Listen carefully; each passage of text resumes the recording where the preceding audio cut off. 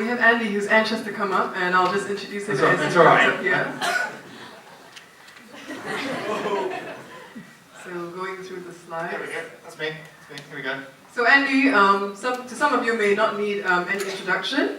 He is one of Singapore's most sought after designers and developers. So he has a very well-rounded. He's a well-rounded personality. He's currently the Chief Technical Officer at Impulse Flyer, and he's going to be sharing more about email today. Andy Croll. Okay, thank you very much. Okay, so I'm going to talk to you very quickly about email. It's very important, we all get a lot of it. This is me. I'm a designer, developer, accidental conference organizer. I organize a conference for a load of Ruby programmers. It's pretty much a sausage fest. So I work at Impulse Flyer. We send an awful lot of email, so I've had to do a lot of understanding of what's important about email. And these are some of our lovely, lovely emails that we send out. This is the same email. So in the last time I did this talk, I did a half-hour version where I talked about how I did all this stuff. But suffice to say, if you get it on your phone, you get a slightly different email to the one you get on your desktop, which is kind of nice, right?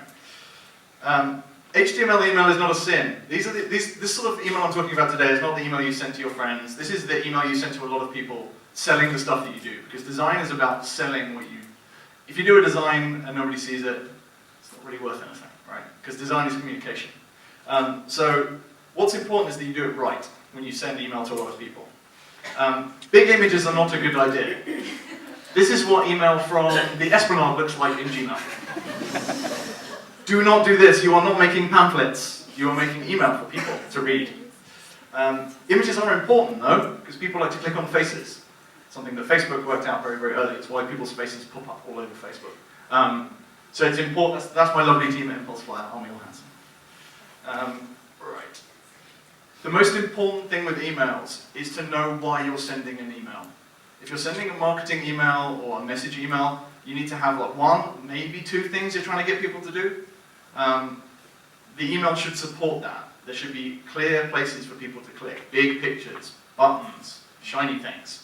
You want people to click on these things and perform an action as a result of getting your email. Other important stuff, it's important, don't put brackets ADV at the beginning of your emails. If it's coming from the Esplanade, I'm presuming it's not a note from someone asking me to go and sing. What's your language? You have to be very careful about what's in the subject lines of your emails. You have to be very careful about what's in the body text. Gmail has got really fierce about filtering all of your important marketing stuff into the spam box. Also punctuation. Don't put too much punctuation stuff. You know all that text speak and all that stuff that the kids are doing these days? Don't do that, because that will end up in spam. And also, be entertaining, because otherwise no one's going to read it. Have someone professionally write your emails. Think about what you're writing. Keep it concise. Don't do this. This is the other thing I see a lot of, which is don't try and read that top bit. But that's what I see. Lots and lots of tiny text. You see this on websites. You see this on emails. Think about the line length of the content that you're providing for people. The email is there to be read. It is there to be acted upon. Think about all of the emails. I've been talking mostly about marketing emails. If you're doing a web application or something, then it will be sending out email to everybody all the time, robotically. It's important to think about what those emails look like. Some people spend all of their time and their budget and their thoughts about sending their emails out from the marketing software. And make those look really pretty with a massive big image that doesn't get shown in Gmail. It's important to have your sort of automatic emails be fun, right? When someone forgets their password, write them a little note. Say, oh, you've forgotten it. 1 minute, seriously? Well, okay. When you're doing it, use one of these two pieces of software.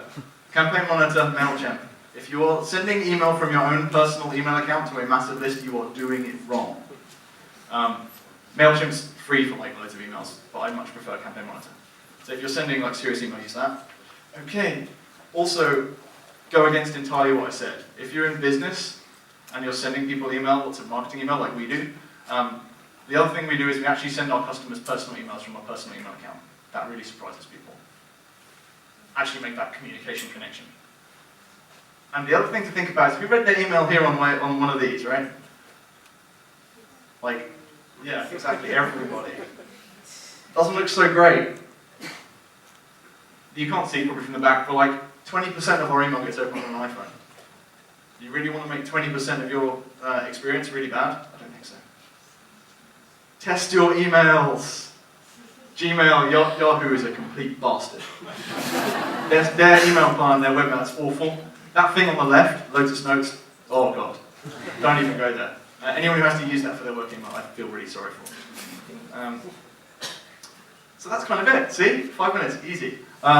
So go back, think about the emails you're sending, think about the messages you're trying to get across, and do it properly. That's my Twitter thing. You can follow it if you want more of this sort of stuff, but written in small packages. And I'm out.